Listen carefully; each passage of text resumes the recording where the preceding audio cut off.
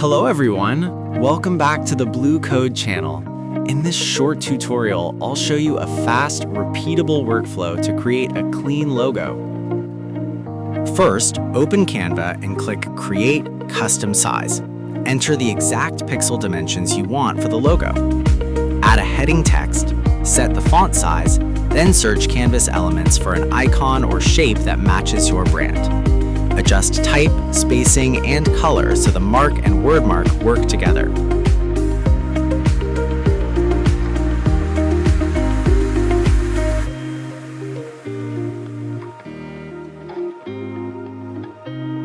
If you need a dark version of the same logo, duplicate the design, change any black text to white, and set the canvas background to black.